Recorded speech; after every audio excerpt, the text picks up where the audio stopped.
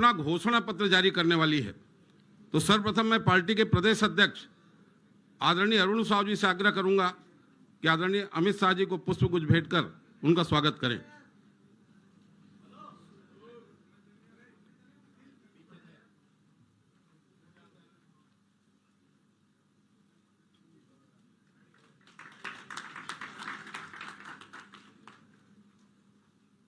दो 2023 चुनाव की दृष्टि से घोषणा पत्र निर्माण हेतु हमारी समिति बनी थी। उस समिति के संयोजक दुर्ग के सांसद और वर्तमान में पाटन से भारतीय जनता पार्टी के प्रत्याशी आदरणीय विजय बघेल जी पुष्पगुच्छ भेंट कर स्वागत करेंगे।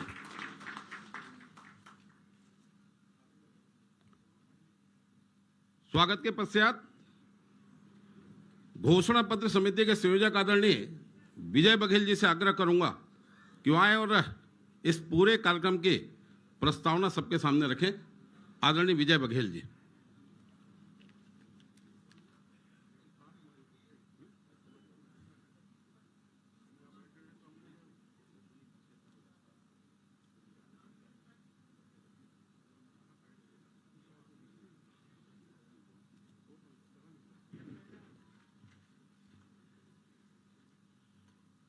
आज हम सबका सौभाग्य कि हमारे देश के यशस्वी गृह मंत्री माननीय अमित शाह जी 2023 के इस महत्वपूर्ण चुनाव के भारतीय जनता पार्टी के घोषणा पत्र की आज घोषणा करने जा रहे हैं। मैं घोषणा पत्र समिति की ओर से उनका हार्दिक अभिनंदन करता हूं, स्वागत करता हूं। हमारे बीच हमारे प्रदेश के भारतीय जनता पार्टी के सम्माननीय अध्यक्ष आदरणीय अरुण साव जी, राष्ट्रीय उपाध्यक्ष और पूर्व मुख्यमंत्री सम्माननीय डॉक्टर रमन सिंह जी, या हमारे चुनाव संचालन समिति के प्रमुख जिनके मार्गदर्शन में लगातार हम लोग निरंतर आगे बढ़ रहे हैं, सम्माननीय ओम माथुर जी, यहाँ पर हमारे राष्ट्रीय उपाध्यक्ष और राज्यसभा सांसद सम्माननीय सुश्री सरोज पांडे जी, सम्माननीय ब्रिजमोहन अग्रवाल जी, सम्माननीय नेता प्रतिपक्ष सम्माननीय नारायण चंदेल जी, सांसद सम्माननीय सुनील सोनी जी और पूर्व राज्यसभा सांसद और वर्तमान में हमारे घोषणा पत्र समिति के सह संयोजक सम्माननीय रामविचार नेताम जी, उपस्थित सम्माननीय डॉक्टर मनसुख मांडविया जी, हमारे उप चुनाव संचालक, सम्माननीय नितिन नवीन जी जो लगातार हमारे बीच में हैं, और उपस्थित सभी यहाँ पर समस्त भारतीय जनता पार्टी के पदाधिकारीगण, और सौभाग्य से दिल्ली से भी, रायपुर से भी, अन्य से भी सभी सम्माननीय पत्रकार बंधुगण, आप सबका मैं घोषणा पत्र समिति की ओर से और भारतीय जनता पार्टी की ओर से हार्दिक अभिनंदन करता हूं, स्वागत करता हूं। 3 अगस्त को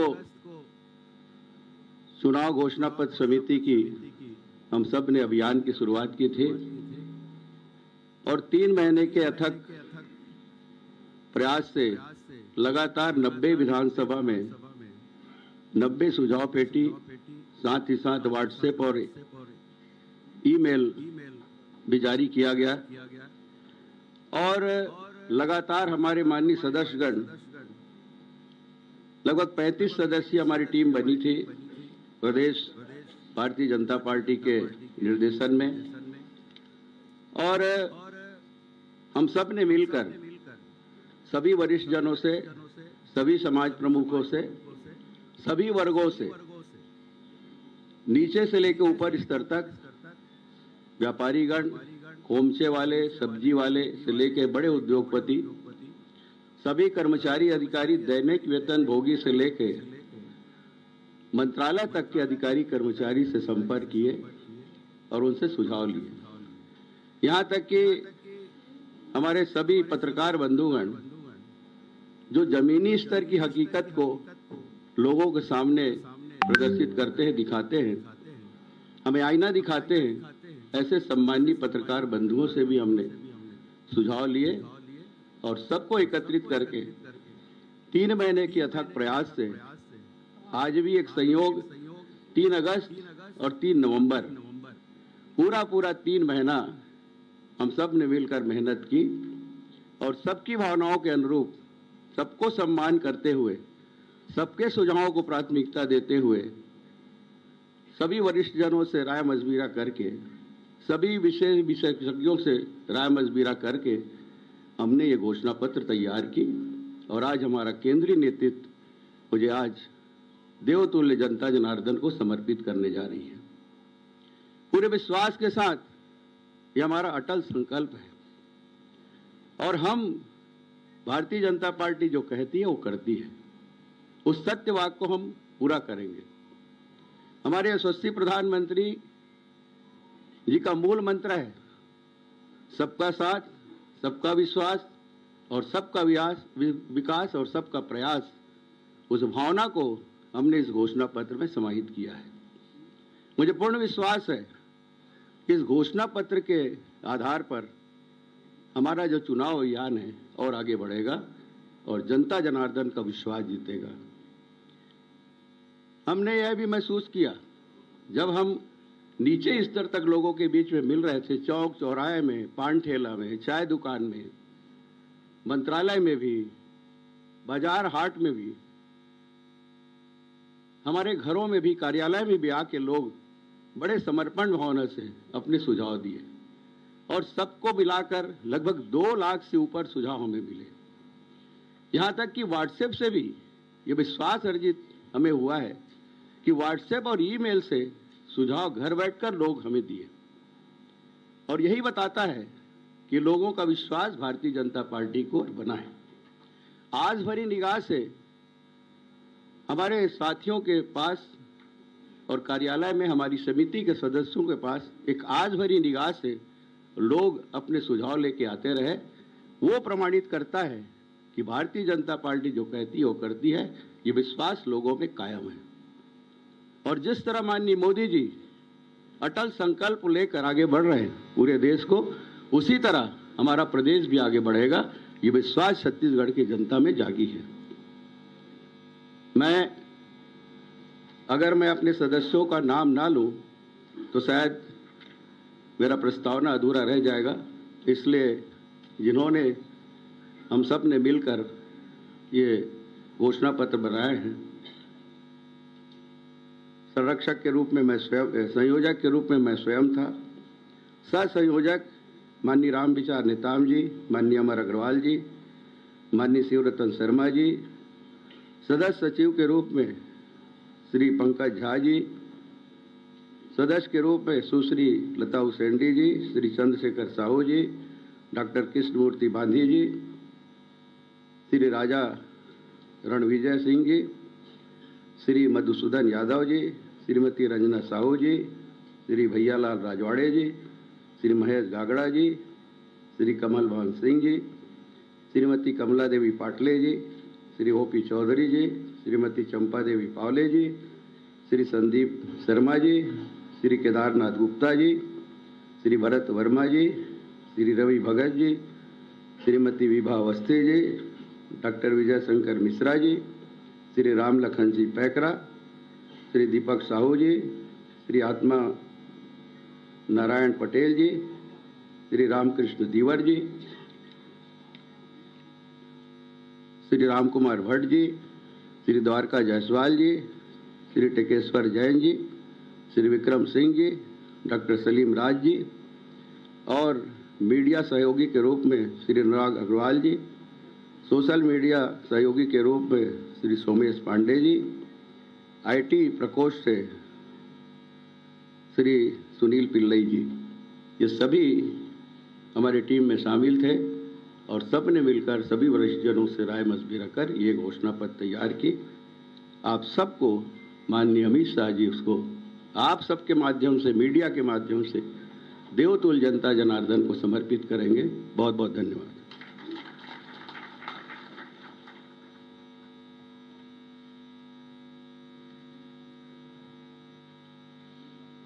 भारतीय जनता पार्टी जो कहती है वो करती है। 1998 के लोकसभा चुनाव के दौरान भारतीय जनता पार्टी के घोषणा पत्र में छत्तीसगढ़ राज्य निर्माण का वादा था और उस वादे को भारतीय जनता पार्टी ने छत्तीसगढ़ राज्य बनाकर पूरा किया। छत्तीसगढ़ भाजपा ने बनाया है, भाजपा ही संवारेगी। राम मंदिर निर्माण के लिए सारी बाधाओं को दूर करने वाले, जम्मू कश्मीर से 370 को हटाकर राष्ट्र की मुख्य धारा में जोड़ने वाले और 3 तलाक जैसे कलंक से देश को मुक्त कराने वाले हमारे यशस्वी गृह मंत्री हमारे बीच उपस्थित हैं। मैं उनसे आग्रह करूंगा कि आज छत्तीसगढ़ के लिए गौरव का दिवस है और छत्तीसगढ़ की जनता को भारतीय जनता पार्टी की सरकार बनने पर हम जो सौगात देने वाले हैं उस घोषणा पत्र का, संकल्प पत्र का वो विमोचन करें। इस बात का मैं आग्रह करूंगा आदरणीय अमित शाह जी से।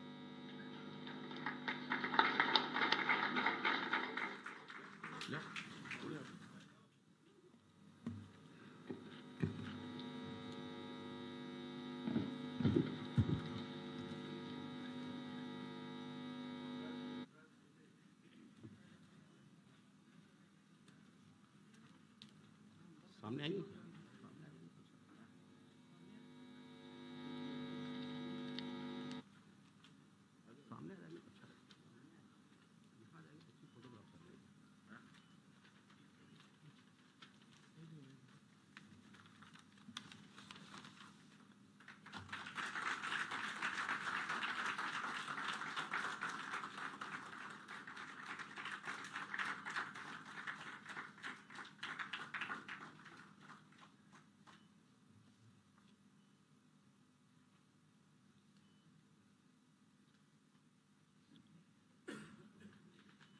छत्तीसगढ़ के लिए मोदी की गारंटी 2023।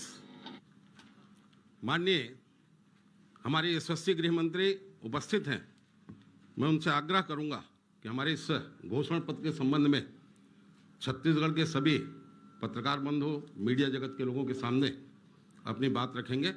माननीय अमित शाह जी।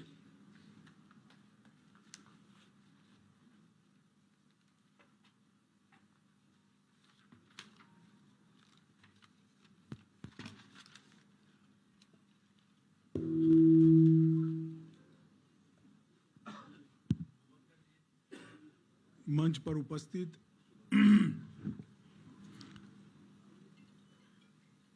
प्रदेश अध्यक्ष जी श्रीमान रमन सिंह जी, भारतीय जनता पार्टी के राष्ट्रीय उपाध्यक्ष और हमारे प्रभारी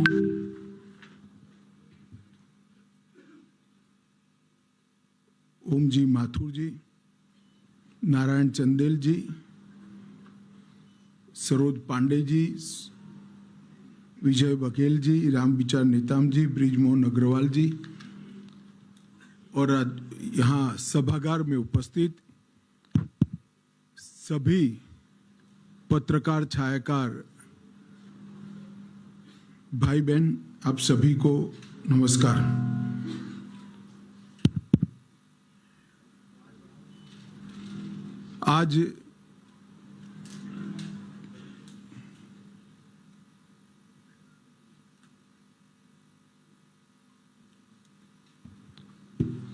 आज यहाँ पर मैं छत्तीसगढ़ भारतीय जनता पार्टी ने आगामी चुनाव में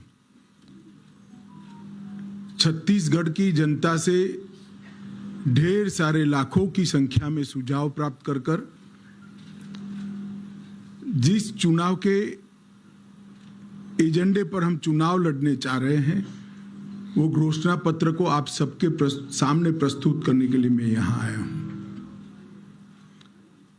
मित्रों, भारतीय जनता पार्टी का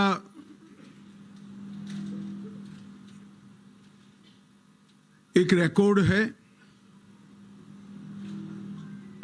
कि चुनाव घोषणा पत्र सिर्फ घोषणा पत्र नहीं होता है, हमारे लिए संकल्प पत्र होता है। कोई विवाद के बगैर ऐसे ही एक संकल्प की परिपूर्ति करते हुए हमने छत्तीसगढ़ राज्य की स्थापना की थी और छत्तीसगढ़ राज्य की स्थापना का उद्देश्य जो था वो एक प्रकार से विकास से महरूम रह गए ये पूरे क्षेत्र को एक नया राज्य बनाकर विकास की मुख्यधारा में सम्मिलित करना था। छत्तीसगढ़ की स्थापना के कुछ ही समय के बाद हमें छत्तीसगढ़ के लिए काम करने का मौका मिला।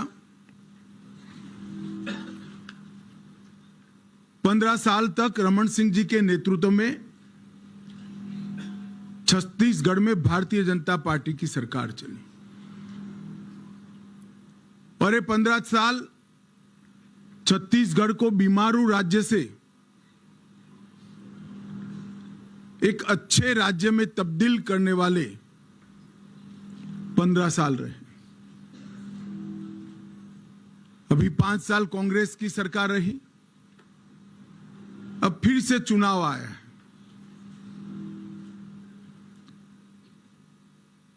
मुझे मालूम है यहां पर छत्तीसगढ़ की जनता परिवर्तन करने जा रही है।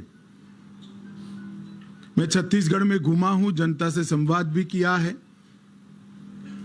मैं भारतीय जनता पार्टी की ओर से छत्तीसगढ़ की जनता को आश्वस्त करना चाहता हूं कि बीमारू राज्य से हमने छत्तीसगढ़ को अच्छा राज्य बनाया है और ये अच्छे राज्य को संपूर्ण विकसित राज्य बनाने का काम हम आने वाले 5 साल के अंदर करेंगे।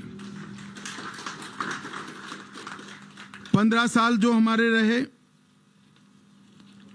वो 15 साल में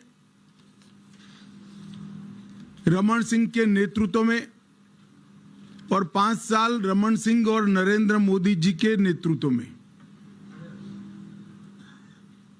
शुरुआत के 10 साल ढेर सारी अड़चनें होने के बावजूद भी हमने छत्तीसगढ़ का दिन दूना रात चौगुना विकास करने का काम किया।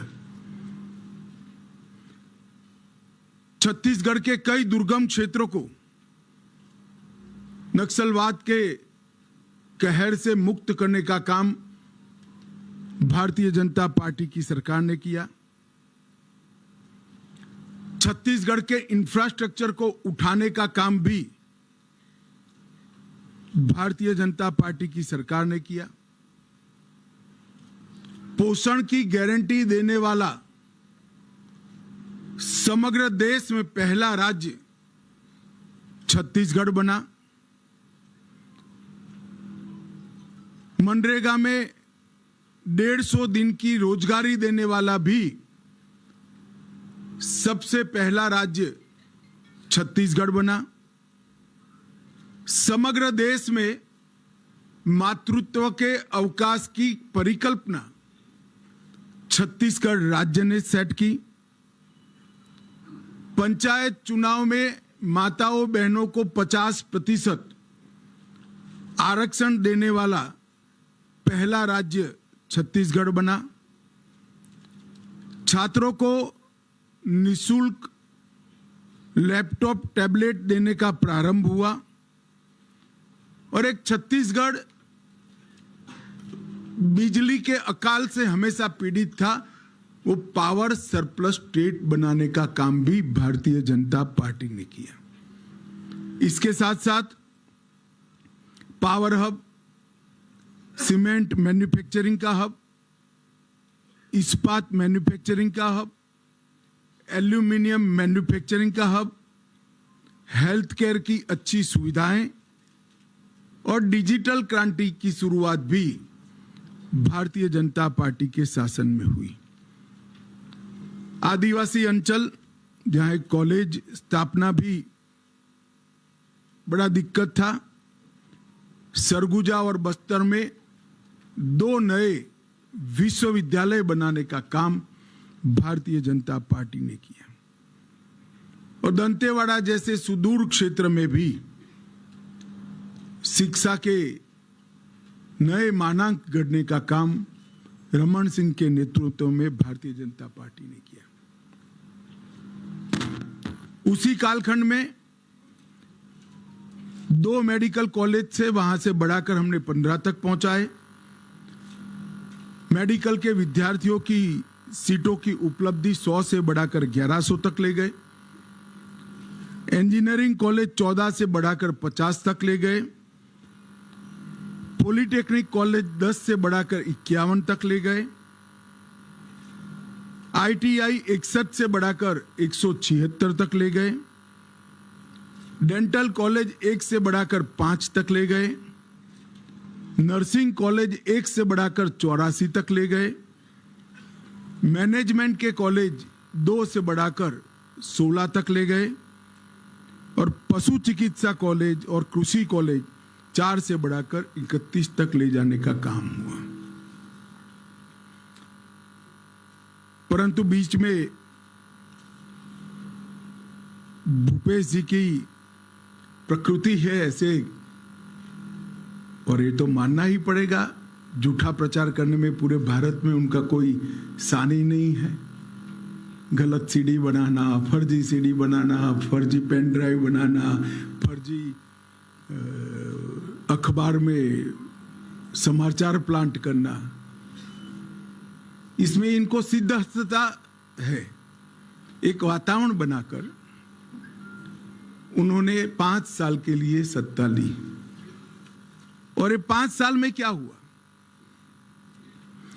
2000 करोड़ का शराब घोटाला हुआ, 540 करोड़ का कोयले के परिवहन का घोटाला हुआ, प्रधानमंत्री अन्न योजना में कोरोना के समय में हजारों करोड़ का घोटाला किया।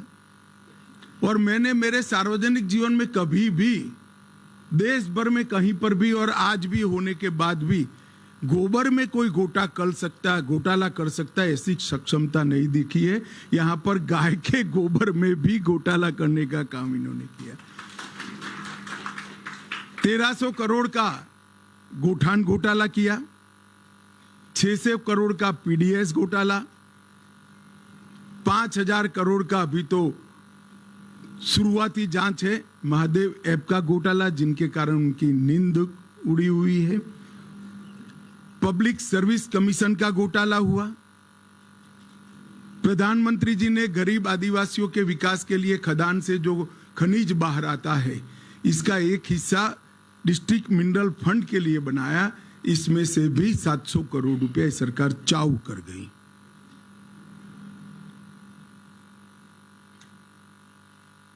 भर्ती की स्थिति ऐसी रही कि भ्रष्टाचार के कारण दलित युवाओं ने निवस्त्र होकर रायपुर के अंदर जुलूस निकालना पड़ा, निवस्त्र जुलूस निकालना पड़ा। फिर भी इनको जरा भी शर्म नहीं आती है और बड़े धड़ल्ले से विश्वास के साथ कहते हैं कि हमने विकास के काम किए हैं, हमने प्रगति की है। प्रगति तो हुई है मगर भ्रष्टाचार में प्रगति हुई है। मित्रों, 5 साल के अंदर कानून और व्यवस्था के मुद्दे पर ये सरकार फिसड्डी साबित हुई है। 300 से ज्यादा वादे जो किए थे वो पूरे न करने वाली, ये वादा खिलाफी करने वाली सरकार है। विकास को सर्वदृष्टि से अवरुद्ध करने वाली सरकार है। अरे गरीब आदिवासी बहनों को चरण पादुकाएं देने का कार्यक्रम था, वो भी बंद कर दिया। तेंदुपत्रा संग्राहकों को बोनस बंद कर दिया। इनकी बोरियों की गठों की संख्या को आधे से कम कर दिया। ओबीसी कल्याण के सारे कामों को तितर बितर करने का काम कर कर परम सीमा पर जातिवाद को पहुंचाया। तुष्टीकरण का हाल यह है कि भुवनेश्वर साहू को लॉन्च कर मार डाला, मगर वोट बैंक के कारण उनके हत्यारों के खिलाफ कोई कठोर कार्यवाही नहीं हो रही है। हर दृष्टि से छत्तीसगढ़ बनाने के जो उद्देश्य है, ये उद्देश्य को डिफीट करने का काम भूपेश बघेल सरकार ने किया है। मैं छत्तीसगढ़ में लगभग विगत 3 महीनों में 10 बार आया हूं। जनता से भी संवाद किया है, व्यापारियों से भी किया है, आदिवासियों से भी किया है, युवाओं से भी किया है, महिलाओं और दलितों से भी किया है। ओबीसी समाज के भी ढेर सारे नेता को मैं मिला हूं। सर्वदूर एक भावना बनी है कि इस बार यहां परिवर्तन होने वाला है, मगर फिर भी हम जो वादे करते हैं वो जिम्मेदारी के साथ करते हैं। ये भारतीय जनता पार्टी का ट्रैक रिकॉर्ड है। हमने जब भी वादे किए तो जिम्मेदारी के साथ किए, और हमने छत्तीसगढ़ को वादा किया था कि हम छत्तीसगढ़ के विकास के लिए काफी कुछ करेंगे। मैं आज आप सबके माध्यम से छत्तीसगढ़ की जनता को बताना चाहता हूं, 10 साल सोनिया मनमोहन की सरकार रही और 9 साल मोदी जी की सरकार रही। ये 10 साल में डिवोल्यूशन फंड और ग्रांट इन एड में सोनिया मनमोहन सरकार ने 77,000 करोड़ रुपया छत्तीसगढ़ के लिए लिया था, और हमने 9 साल में 77,000 करोड़ को बढ़ाकर 3 लाख करोड़ रुपया छत्तीसगढ़ के विकास के लिए भेजने का काम किया। 9,000 करोड़ से ज्यादा रोडवेज के काम किए हैं। रेलवेज के लिए 2500 करोड़ अंतिम बजट में सिर्फ आवंटन किया है। 162 करोड़ की लागत से रायपुर एयरपोर्ट का उन्नयन मोदी जी कर रहे हैं। 42 एकलव्य आदिवासी विद्यालय बनाए हैं। 500 मेगावाट की क्षमता के सोलर पार्क की स्थापना की है।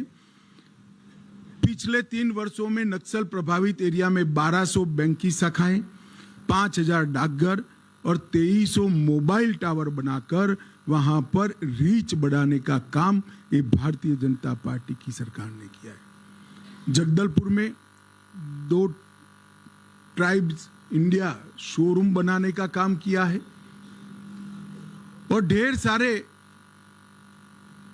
गरीब कल्याण के काम मोदी जी ने यहां पर किए हैं, जिसकी बहुत लंबी सूची है, मैं बताना नहीं चाहता हूं। परंतु मैं इतना जरूर बताना चाहता हूं कि छत्तीसगढ़ के हर गरीब को घर में बिजली, शुद्ध पीने का पानी, गैस का सिलेंडर, शौचालय, और इसको 5 लाख तक की सारी स्वास्थ्य की सुविधाएं, और प्रति व्यक्ति प्रति माह 5 किलो अनाज देने का काम कर नरेंद्र मोदी जी ने हमारी सरकार न होने के बावजूद भी छत्तीसगढ़ की जनता की सेवा बहुत प्रमुखता के साथ और एग्रेसिवनेस के साथ की। परंतु मैं छत्तीसगढ़ की जनता को कहना चाहता हूं कि मोदी जी जो करना चाहते हैं उसमें श्रीमान बघेल सबसे बड़ा विज्ञ है, और ये विघ्न मोदी जी को छत्तीसगढ़ का डेवलपमेंट नहीं करने देता है। उनको डर है कि अगर ये सारे काम हो गए तो भारतीय जनता पार्टी लोकप्रिय बन जाएगी और उनकी कुर्सी चली जाएगी। भूपेश बाबू, कुर्सी तो वैसे ही जाने वाली है, क्योंकि 5 साल तक आपने कांग्रेस हाईकमांड के एटीएम बनने के अलावे कोई काम नहीं किया है। हजारों करोड़ रुपया छत्तीसगढ़ के गरीब जनता का कांग्रेस के एटीएम में डालकर दिल्ली पहुंचा है। हमने लाखों लोगों के साथ चर्चा कर एक घोषणा पत्र तैयार किया है। मोदी गारंटी के सभी चीजों को तो मैं नहीं पढ़ता, परंतु इसमें से वादों को मैं आप सब लोगों के सामने जरूर रखना चाहता हूं। हमने तय किया है कि कृषि उन्नति योजना की शुरुआत करेंगे, जिसके अंतर्गत 21 क्विंटल प्रति एकड़ धान, चिंता मत करो, मैं फिर से बोलता हूं, 21 क्विंटल प्रति एकड़ धान 3100 रुपये के मूल्य से हम खरीद करेंगे।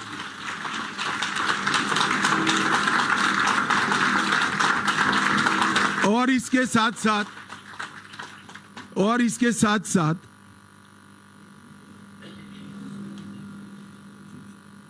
एक मुफ्त भुगतान उसका कर किसान को इसकी राह नहीं देखनी। मैं यहां पर एक स्पष्टता जरूर करना चाहूंगा छत्तीसगढ़ की जनता के सामने कि अभी 2700 रुपया जो मिल रहा है छत्तीसगढ़ की जनता को, इसमें से 2200 रुपया मोदी जी भेज रहे हैं और बघेल साहब 500 रुपया अंदर डालकर, वो भी लेट, एक साल लेट, 500 रुपया डालकर 2700 रुपये की क्रेडिट ले रहे हैं। अब मैं बताता हूं 3131 रुपया भारतीय जनता पार्टी की डबल इंजन सरकारों का होगा और साथ में एक मुफ्त भुगतान भी हम करेंगे। इन्होंने एक नया बहाना बनाया है कि भुगतान नहीं करना है, खरीद नहीं करनी है तो बारदान की उपलब्धि नहीं कराते हैं। हम ये भी स्पष्ट कर देते हैं कि बारदान की उपलब्धि धान की खरीदी के पहले ही पर्याप्त मात्रा में कर ली जाएगी। इन्होंने वादा किया था हर महीना महतारी वंदन योजना के तहत हम महिलाओं को कुछ मुआवजा देंगे, नहीं दिया। हमने तय कर लिया है कि 12,000 रुपया सालाना हर विवाहित महिला को देने का भारतीय जनता पार्टी निर्णय लेगी। इन्होंने 5 साल तक सरकारी पदों पर भर्तियों में करप्शन नहीं हो पाया, इसलिए भर्तियां रोक दी। जब तक उनकी उगाही नहीं होती है भर्ती नहीं करते हैं। इसके कारण भर्ती की स्पीड हो गई, मोल भाव देने वाला नहीं मिला तो भर्ती ही नहीं करना। इसके कारण ढेर सारे पद खाली रह गए। 1 लाख खाली पदों को सिर्फ 2 साल के अंदर समयबद्ध टाइम टेबल तय कर हम इसकी भर्ती करेंगे। 18 लाख प्रधानमंत्री आवास योजना के घर बनाएंगे और छत्तीसगढ़ के हर घर में निर्मल जल नल से पहुंचाने का हम कार्यक्रम करेंगे। इसके साथ साथ तेंदुपत्ता संग्रहण में जो मेरे आदिवासी भाइयों बहनों जुड़े हैं उनको बड़ा अन्याय हुआ है। हम प्रदेश में तेंदुपत्ता संग्रहण 5500 रुपया प्रति मानक बोरो में करेंगे। संग्रहण के मौजूदा दिनों में 15 दिन करेंगे, इसकी बढ़ोतरी करेंगे। चरण पादुका योजना फिर से चालू करेंगे और अतिरिक्त संग्रहण करने वालों को 4500 रुपये का बोनस भी भारतीय जनता पार्टी की सरकार देगी। भूमिहीन खेतीहर मजदूरों को दीनदयाल उपाध्याय कृषि मजदूर कल्याण योजना के तहत 10,000 रुपये की सालाना मदद करने का काम भारतीय जनता पार्टी करेगी। आयुष्मान भारत योजना जो मोदी जी ने देश के 60 करोड़ गरीबों के लिए इंट्रोड्यूस की है, हम प्रत्येक परिवार को 5 लाख की योजना तो देंगे ही देंगे। इसके साथ साथ 10 लाख तक का पूरा जिसको जरूर पड़ेगी इसका उपचार मुख्यमंत्री राहत कोष से किया जाएगा, क्योंकि ज्यादातर लोगों को 10 लाख के उपचार की जरूरत ही नहीं पड़ती है तो प्रीमियम खर्च करने की जरूरत नहीं है।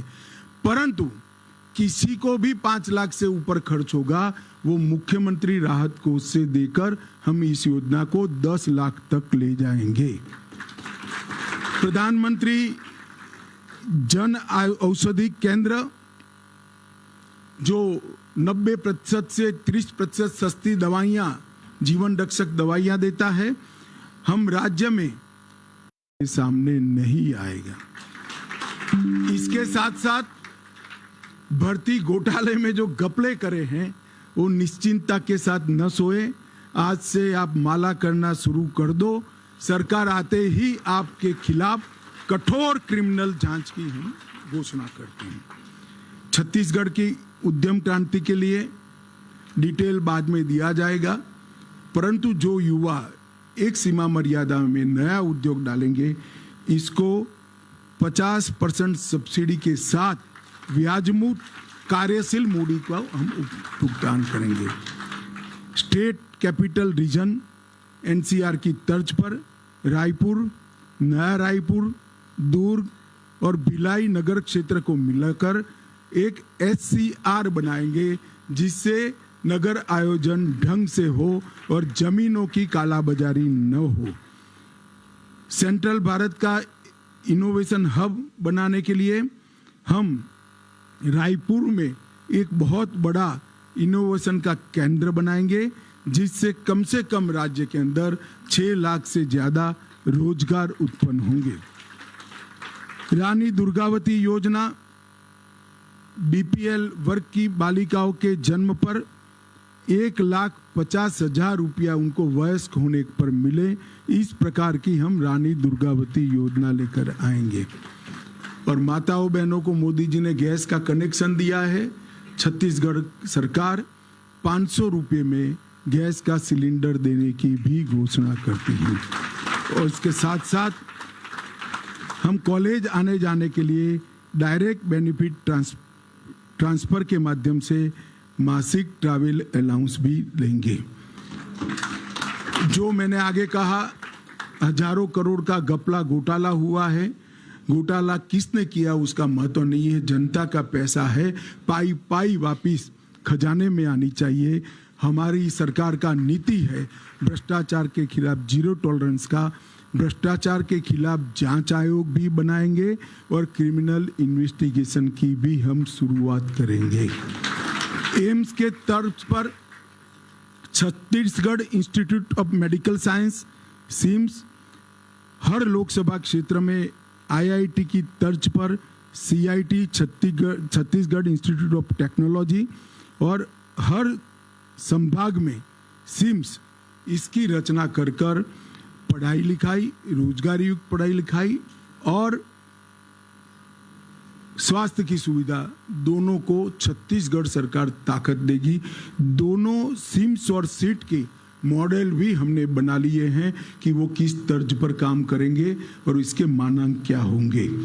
इन्वेस्ट छत्तीसगढ़ सम्मेलन की शुरुआत कर कर वैसे भी इन्वेस्टमेंट आएगा, भ्रष्टाचार नहीं होगा, मगर फिर भी एकल खिड़की योजना शुरू कर कर इन्वेस्ट छत्तीसगढ़ सम्मेलन की फिर से शुरुआत कर कर हम इन्वेस्टमेंट को यहाँ लाएंगे। सरकार तुहर द्वार के माध्यम से लोकाभिमुख एडमिनिस्ट्रेशन की दिशा में हम आगे बढ़ेंगे। शक्तिपीठ परियोजना के तहत 1000 किलोमीटर लंबी शक्तिपीठ परियोजना छत्तीसगढ़ के 5 शक्तिपीठ को और उत्तराखंड के 4 धाम की यात्रा के तर्ज पर विकसित कर कर छत्तीसगढ़ को यात्रा धाम के क्षेत्र में, टूरिज्म के क्षेत्र में एक नई ऊंचाई पर ले जाएंगे। और सबसे अंतिम है, अयोध्या में राम मंदिर बन रहा है। 22 जनवरी को मोदी जी इसका प्राण प्रतिष्ठा करने वाले हैं।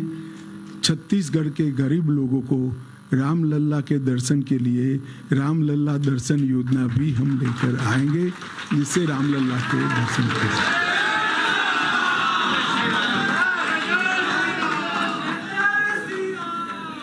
छत्तीसगढ़ राम का नैनीहाल है, माता कौशल्य का घर है। अब भांजा जब अपने घर में, निज घर में वापिस जा रहा है। इसके अलावे भी ढेर सारे छोटी छोटी चीजों को एड्रेस करने वाले हमारे वादे हैं। हमने हर सीट का भी एक घोषणा पत्र बनाया है, हर संभाग का भी बनाया है। मेरा आप सभी से निवेदन है कि आप इसका डिटेल अभ्यास कर कर हमारे संकल्पों को में आते हैं, हमारा हिसाब लेकर आते हैं। अगले चुनाव में भारतीय जनता पार्टी फिर से एक बार आपकी बनाई हुई नई सरकार का हिसाब किताब लेकर आपके सामने आएगी, ये वादा करता हूं। वंदे मातरम, भारत माता की जय।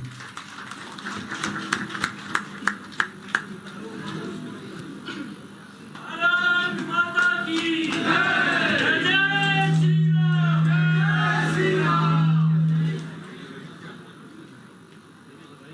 मोदी की गारंटी 2023 हमारे यशस्वी नेता आदरणीय गृह मंत्री आदरणीय अमित शाह जी द्वारा इसका आज विमोचन किया गया। आज छत्तीसगढ़ के लिए गौरव का दिन है और भारतीय जनता पार्टी की सरकार बनने के पश्चात छत्तीसगढ़ के विकास की पूरी जो हमारा जो संकल्प होगा वो आज प्रस्तुत हुआ है। मैं घोषणा पत्र समिति के निर्माण समिति के सह संयोजक आदरणीय अमर अग्रवाल जी को आमंत्रित करूंगा कि वो आए और सभी के प्रति धन्यवाद ज्ञापित करें। आदरणीय अमर अग्रवाल जी।